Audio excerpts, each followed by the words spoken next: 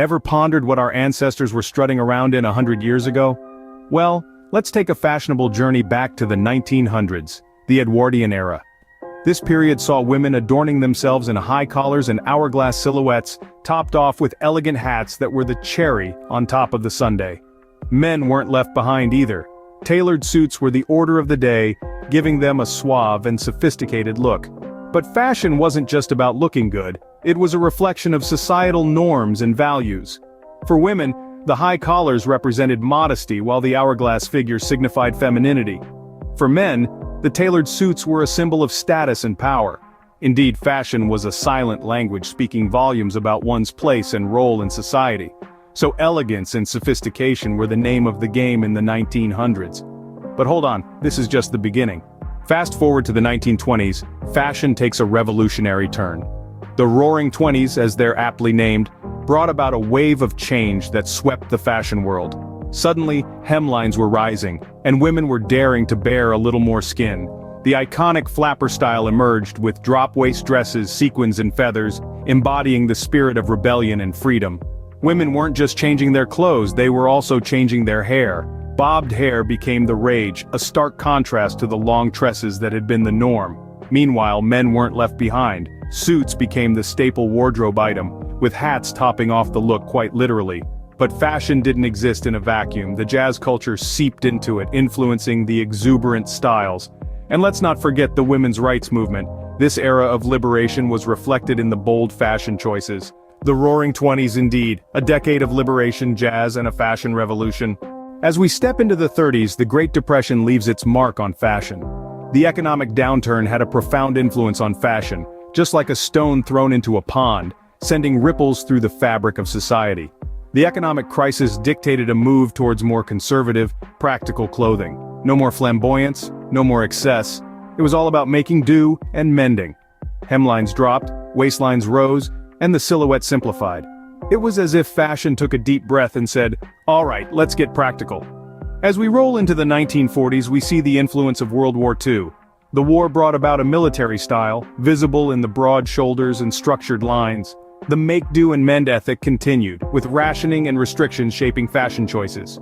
It was a time of utility, but it wasn't all doom and gloom. This era also gave birth to the iconic pin-up style, a bright spark in the midst of the war's darkness. Now let's fast forward to the 1950s, where post-war optimism brought about a fashion boom. The economy was growing, and so was people's desire to express themselves through their attire. Enter the age of teenage fashion, with youngsters making bold fashion choices, setting trends, and daring to defy the norms. The 50s also saw the rise of the glamorous Hollywood style, with silver screen sirens like Marilyn Monroe and Audrey Hepburn setting the fashion world ablaze with their iconic looks. From the practicality of the 30s with its simple lines and conservative cuts, to the militaristic 40s with its structured styles and utility focus, and finally to the glamour and rebellion of the 50s, with its statement pieces and Hollywood glamour, fashion is a chameleon, ever-changing and adapting. It reflects the world around it, responding to social, economic, and political shifts, and always moving forward. From practicality in the 30s, militaristic in the 40s to glamour and rebellion in the 50s, fashion sure knows how to ride the waves of time. Moving into the 60s, fashion becomes a language of self-expression. This period, my friends, was a melting pot of style, a kaleidoscope of colors, patterns, and fabrics. From the sleek and polished mod looks to the free-spirited and colorful hippie styles, the 60s were a decade of daring experiments and breaking conventions. The mod style was all about sharp lines and bold colors, a reflection of the optimism and forward-thinking of the time. With the mini skirt making its debut, it was truly a revolution in hemlines. On the other hand, the hippie movement brought us bell-bottom jeans, tie-dye shirts, and flower crowns. These were the symbols of peace, love, and freedom, a quiet rebellion against the establishment. Then came the 70s, a decade of disco balls and punk rock. The disco trend was all about glamour and glitz, with sequins, satin, and platform shoes taking the center stage. It was the era of Saturday Night Fever, where fashion was as much about rhythm and movement as it was about the clothes. The punk trend, however, was a stark contrast. It was raw, edgy, and rebellious, with ripped jeans, leather jackets, and band t-shirts becoming the uniform of the youth.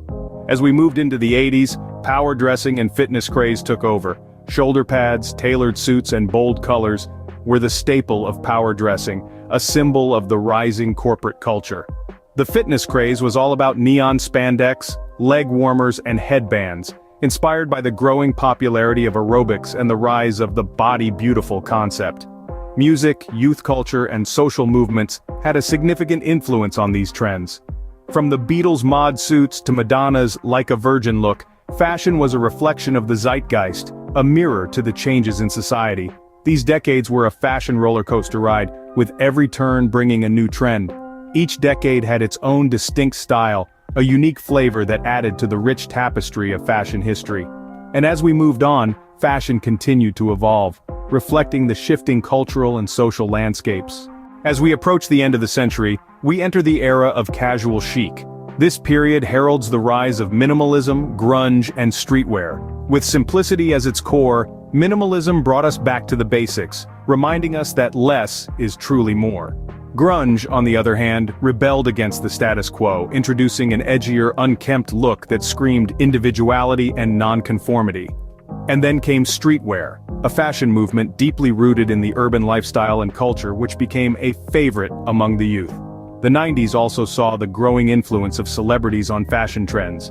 From music icons to Hollywood stars, their style choices were copied and coveted by fans worldwide.